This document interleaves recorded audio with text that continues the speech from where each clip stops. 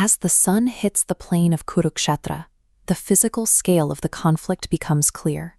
Armies of millions stand in perfect formation, and a wall of war elephants and banners stretches to the horizon. At the center of this massive force, the Prince Arjuna signals his chariot to stop. In the moment he is meant to lead the charge, he suddenly lets his celestial bow, the Gandiva, slip from his hands. His eyes are fixed on the front line of the opposing army.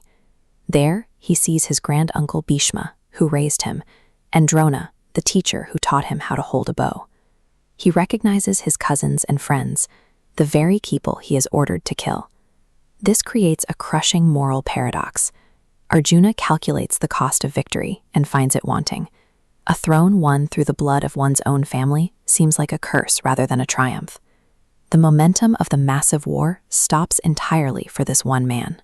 The impending physical clash is now secondary to the collapse of Arjuna's own conscience.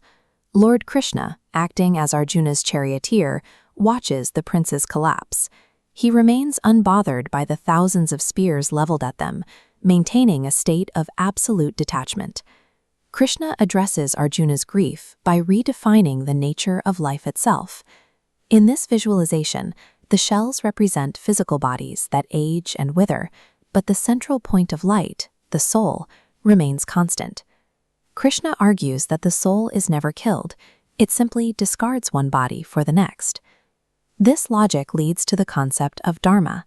In the cosmic balance, the requirement to uphold justice and universal order carries more weight than any individual's emotional pain. The war is a necessary correction for the world, regardless of how the participants feel about it. Krishna instructs Arjuna to act without any interest in the personal cost. He tells the warrior to keep his hands on the bow while keeping his heart detached from the results of the violence. This divine perspective transforms the battlefield. The deaths Arjuna feared are now presented as inevitable transitions within a larger, necessary restoration of order. The philosophical debate ends, and the physical reality begins. The air fills with the sound of thousands of chariots and armored soldiers colliding. The tragedy hits home when Arjuna's son, Abhimanyu, is isolated and overwhelmed. Even as a teenager, he is forced to face 6 veteran commanders alone, eventually falling in a brutal violation of the traditional codes of combat. The pressure of the war forces the revelation of Karna's secret lineage. Discovering he is actually Arjuna's brother doesn't stop the conflict. Instead, Karna is driven to use his most devastating celestial weapon, the Agagniastra, against his own kin. Even the patriarch Bhishma, who cannot be defeated in a fair fight, falls. He finds himself pinned to the earth by a wall of arrows, unable to die until he chooses to, yet trapped by the very vows he lived to protect. These men all tried to follow their personal codes, yet their choices led them toward the exact same violent ends.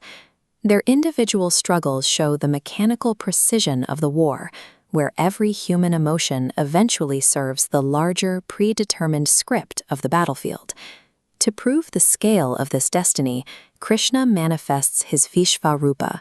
He reveals himself as a multi-dimensional entity that occupies every corner of the universe, making the massive battlefield below look like a grain of sand.